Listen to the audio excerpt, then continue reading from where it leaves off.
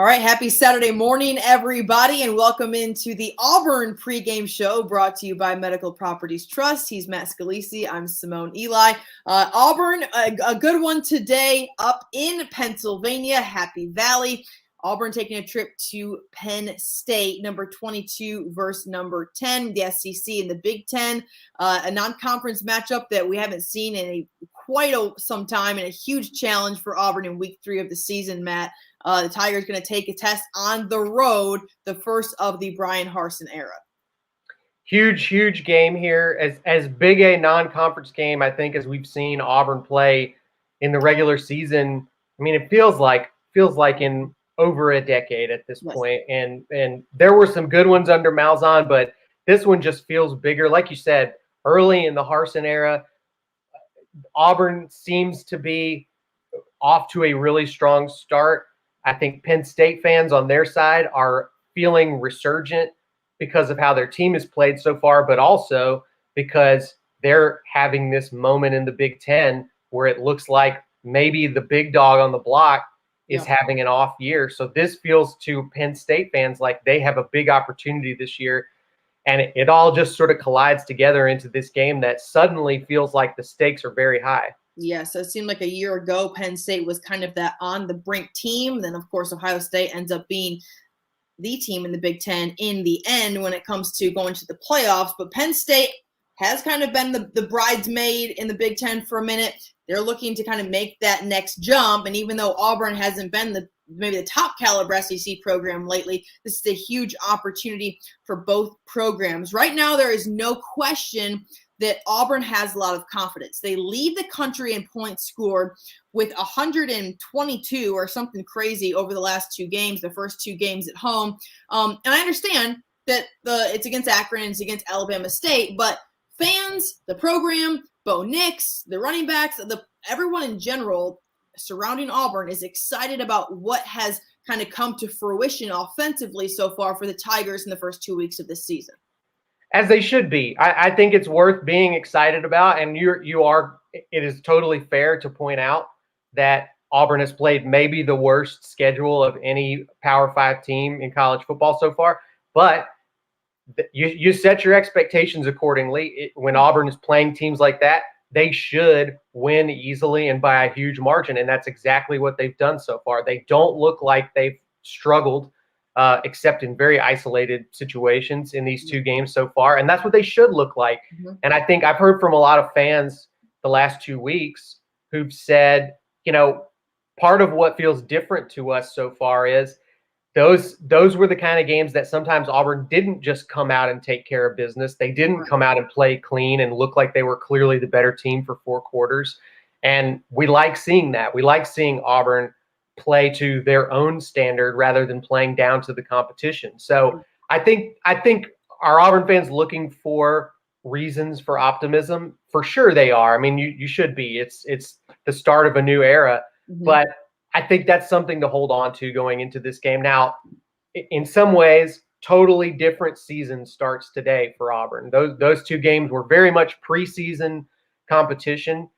These Auburn players are facing a tougher challenge in practice every day than they have in those 2 games. Sure. And we're going to see how well they've been preparing and how well they've been practicing, I guess, so far when they go out there today against a team that is going to have much better players than what they've seen so far. And certainly much more comparable competition, I think, defensively. I think that's the big thing today to find out is this Auburn offense has looked like they have not had any trouble doing anything they want, running the ball all over the place, inside, outside, throwing the ball down the field, throwing to tight ends, everything you want to see. The question is, what do they look like when Penn State is able to take away one of those things from them today? And how does that impact? What's the domino effect on the entire offense if Penn State is able to take one of those successful things away from Auburn? Yeah. Well, one thing that they're going to look like is a little different when it comes to the face mask. And we've gotten a couple of comments already on this, and that is Auburn pulling out the white face mask. And listen, I think it's sweet. The swag is incredible. I think it looks great. And a lot of folks have been commenting on social media that they love it too. You get a comment here, I hear, love the white face mask. Not very often, never really should we say, do we see, I mean, since it's not Oregon, this is not Ole Miss. Alabama and Auburn are teams that stick to their very traditional looks, regardless of what's going on. There's not a bunch of small changes. So for Auburn to bring out these white face masks, let it be known during Penn State's whiteout game. And if y'all think that is a coincidence, you're dead wrong, because they are sending a message early. It's a little bit of a mockery, in my opinion, and I love it. I am here for it. I think it's fun watching the Auburn fan base and the Penn State fan base go back and forth all week long. I mean, that's what college football should be about. It should be about these sort of bragging rights and fans trash talking. I mean, it's all good nature, but I think that was what surprised me going into this game. I knew everybody would take this game seriously. I knew it would feel like a big deal. But these two fan bases just went at it on social media all week. And there's a lot of pride on the line. There's a lot of, I think, in some ways, regional pride, even bigger than just Auburn and Penn State. I think this has turned into pride. This has turned into Penn State fans saying, like, they don't know what it's like in the SEC country to play in an atmosphere like this. And, of course, Auburn fans come back to that saying, you got to be kidding me. We go to Alabama, we go to LSU, we go to Georgia every other week. Let the Big Ten have their things they feel special about. This whiteout game is about the only thing that they have atmosphere-wise that they feel good about. Let them have it. It's going to be a great atmosphere. There's a reason that College Game Day is in Happy Valley for this game. Number 22 versus number 10, Auburn and Penn State. This is the Auburn pregame show. He's Matt and I'm Simone. Guys, the Auburn ground game, you said it a second ago, Matt, they have had no issues. And we get a great comment right here, as we always do, from Mr. Scott Odom, talking about Tank and Jarquez Hunter. Two guys have been incredible in the backfield, and two back-to-back 100-yard-plus games for both of these young men. Pretty telling. In the past, if Auburn can get the ground game going, they have been very, very difficult to beat. And in my opinion, if the Tigers can do this on the road in what's considered a hostile environment in the Big Ten, get the ground game going, who knows what that could look like and translate into SEC play. I think that's going to be huge. I mean, I think that's the game. Obviously, you want Bo Nix to have a good game if you're Auburn. You want that passing attack to really keep Penn State on their toes the whole game and force them to respect that downfield.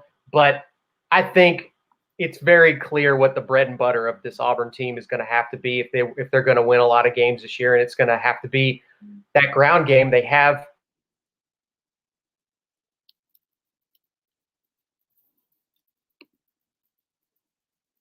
Well, Matt, I think we lost you.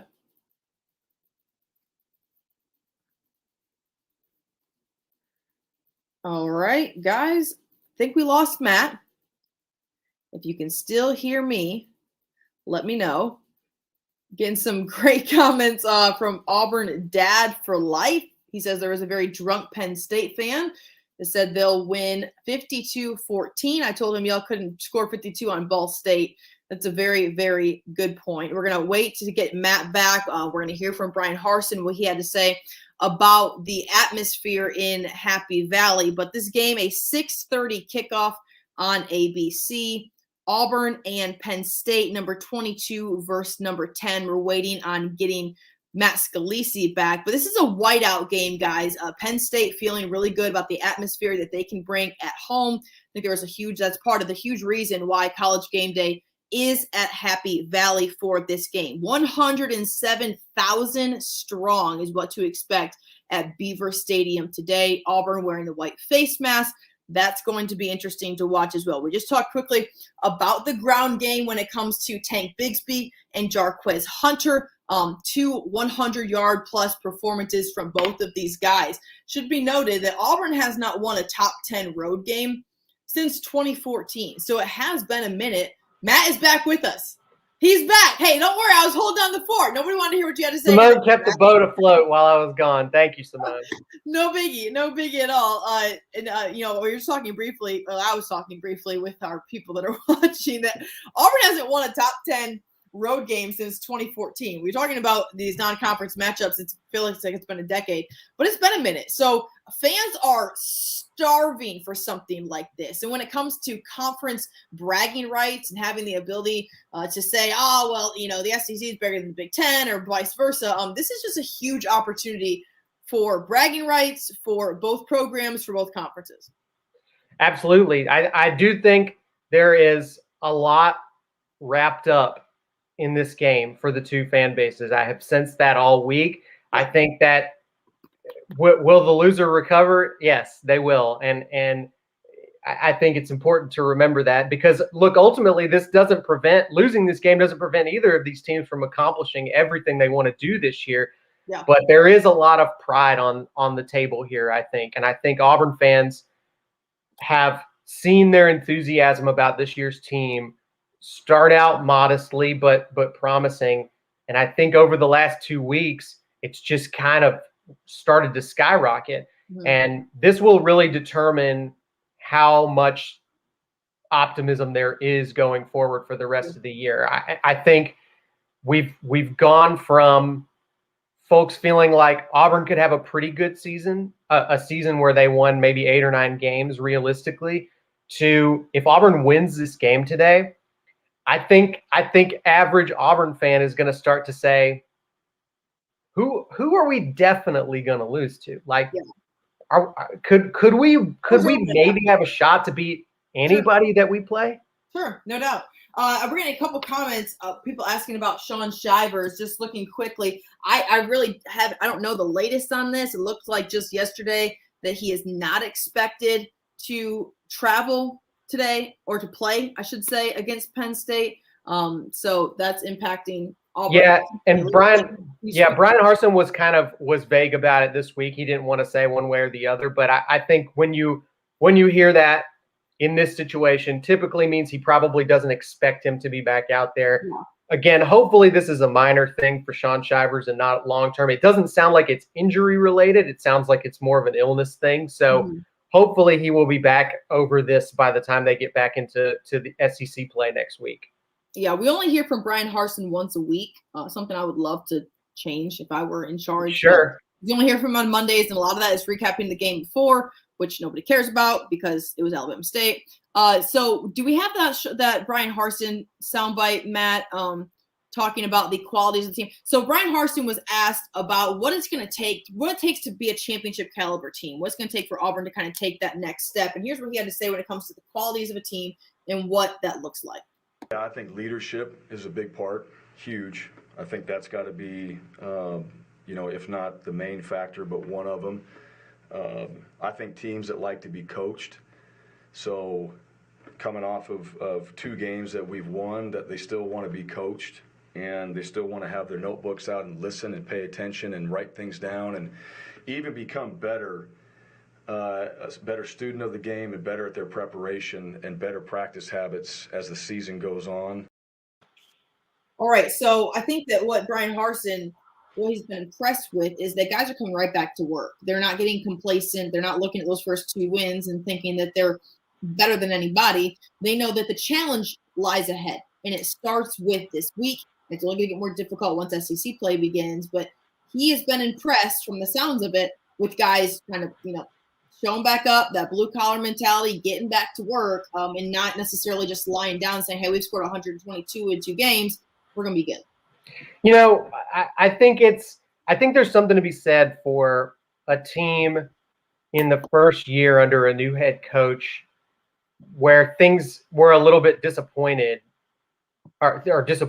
rather last season and under the previous regime, because I think that these guys have higher expectations for themselves than what they've been able to accomplish. A lot of these guys came to Auburn.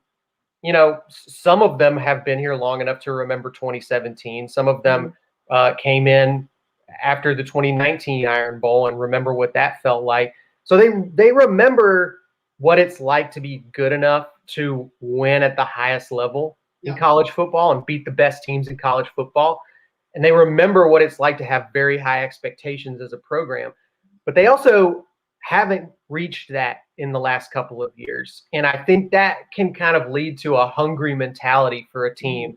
It can make the guys kind of say, look, if we feel like we're finally going in the right direction under somebody, let's all buy in. Let's do what we need to do to get where we all thought we could get when we came to Auburn. These guys did not sign up to come to Auburn because they wanted to be the third or fourth best team in the SEC West. They came to Auburn because they want to win the SEC. They want to compete for national championships, and they believed they could do it here. So I do think there's some hunger there. I do think that there is motivation, and that gives Brian Harsin a huge advantage to get his team to buy in once they believe in what he's doing and they believe that it's the right plan for the program. So, can you lose that over time as a coach? You can. So I think right now, while everybody's bought in, you've got to take advantage of this moment and this energy that you have in your program to try and get everybody to believe that they can be great. And I think that's what everybody who's at Auburn right now, everybody came to Auburn believing that. Yeah. A huge opportunity, not only for the team, but for Bo Nix. And I understand he's a third-year starter and has done a lot of positive things for Auburn throughout his time. But we have seen him, Matt, get rattled at times, especially on the road. South Carolina comes to mind. Florida comes to mind. There have been moments where Bo Nix has maybe not had the composure that I think we kind of expect and hope for from Bo Nix. This will be a true test in his growth, in his comfort when it comes to what Brian Harsin has kind of put together offensively. So far, he's looked really good in the comfort of his own home. We all look good in the comfort of our own home, cozy, with some coffee and feeling good. But what does he look like in a hostile environment, in Big Ten standards before he even gets into SEC play? I think it's going to be a great measuring stick for how much Bo Nix has grown from year 2 to year 3 and how much he has grown from Gus Malzahn to Brian Harsin. I also think this is a very interesting moment in Bo Nix's career. Yeah, I think this is a milestone moment potentially. And like with every quarterback, it's not entirely up to him. He has a ceiling on how good he can be, and that ceiling is determined in large part by how good the offense is around him. I think he's got great support behind him from 2 running backs that I think we all agree at this point are extremely talented, can do a lot of things in open space and on their own and make things happen and give Bo Nix opportunities to not have to ever be in a 3rd and 8, 3rd and 12 situation, which that's where you don't want to be on the road. Yeah. But Bo Nix, as we have seen in the past, sometimes on the road in tough environments, in high pressure situations, has made bad decisions. And I think every coach would say that's only partly his fault ever. And Bo Nix has never had what I would call an elite offensive line in front of him. Yes. So is this year's version different? I think there's signs that it's better, but I don't know that we don't know yet if this offensive line is elite. We don't know if they are going to be able to protect Bo and give him the confidence, not just literally keep him upright, but make it so that he doesn't even have that worry in the back of his head when he is going through his progressions, having to think, is somebody coming at me on my blind side? Can I trust my offensive line to protect me while I take the time I need to find an open guy? That's really what crushes you more than anything else. It's the mental part of it where when you lose faith in your line to protect you, you start to make bad decisions and it starts to affect your quarterback play. So I'm not trying to take all of the responsibility off of Bo, but I do think the way that his line protects him today is going to be crucial to how Bo Nix plays in this game, in this environment. Yes, I totally agree. I think we're getting a lot of comments as well regarding the weapons surrounding Bo Nix, guys having to step up, not only on the perimeter, but especially up front. Like you said, it's been maybe never that Bo Nix has had an elite offensive line, guys in front of him who, like you said, keep it upright, not only physically, but mentally as well. And that takes a lot of pressure off of the quarterback when you have great guys around you who are also delivering at a high level, especially on the road when the stakes are very, very high. But a huge opportunity for Auburn to make a statement before SEC plays begins. I don't think that can be understated when it comes to this road trip at Penn State. Final thoughts, Matt, on this one? Anything you want to add before we wrap it up? A 6:30 kickoff, game day at Happy Valley. This checks every single box when it comes to one of those early high-caliber games that everyone's looked forward to, that's circled on the calendar like months ago. Everyone's talking about week 3 because no one gives a dang about the first 2 weeks. 2 wins that were easy peasy, looked exactly the way they were supposed to for the Tigers and Brian Harsin, and now the actual test.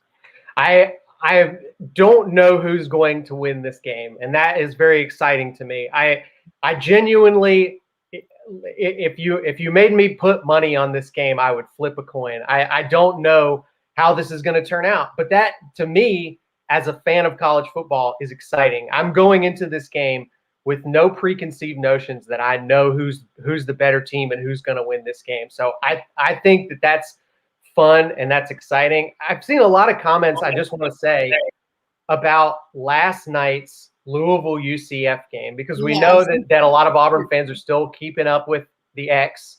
We all do it. We all do it. I love the way you just put that. But Jason Hughes asked, how did Gus get so gray-headed so fast? And Jason, I just want to say, first of all, a lot of people say that coaching at Auburn will do that to you. But the truth of it is that Gus may have been a little bit less than honest with y'all about what his natural hair color was. I think maybe he was using some product. There's no question he was using some product. He got to Orlando. He got to Disney World, and he said, "You know what? I'm growing it out. I'm not doing this anymore." There's no doubt about that. There are times where, like, Gus, his hair would look one way on Tuesdays at his press conference and completely different come Saturday when they kicked off at Jordan-Hare Stadium. So he got gray-headed quick because he just let it go all natural. Is the difference? Look, I understand that Auburn fans have complicated feelings, and the end of that game last night probably reinforced a lot about what Auburn fans already thought about Gus. But I will say, I like the sort of relaxed looking, chill Gus at UCF. The guy's going to be coaching in the Big 12 in a few years. It seems to be going well for him. So I hope everybody has no hard feelings about Gus. And it seems like he's in a place where he's happy and doing what he wants to do. He's wearing Hawaiian styled T-shirts in press conferences. I mean, he and Christy look like they're having like the time of their lives. So I think he looks like he's a new grandfather, like relatively new. Yeah. So I have said since he got there, he looks like Pawpaw taking the kids to Disney World. He really does. Gus's look. I totally agree. I'm happy for him. I think a lot of Auburn fans are happy for him. That he's happy. They're ready for the next page and the next chapter when it comes to what things look like on the Plains. But at the end of the day, I think that most Auburn fans are excited for Gus and happy for him. But the next chapter at Auburn is certainly beginning today. The first 2 games looks great. Auburn outscores their opponents 122-10 in Akron, Alabama State. They have not been tested yet, but what they have needed to do, they have checked the boxes. Fans are excited about that. There is no question, as they should be. Today will be the true test. 6:30 kickoff, ABC, game day in Happy Valley for this one. Number 22, Auburn taking on number 10, Penn State. Bragging rights on the line. The true beginning of the Brian Harsin era. What will Bo Nix look like in this quarterback system? The weapons around him and the defense that has been phenomenal as well, giving up just 10 points so far this season. So, guys, a lot to look forward to.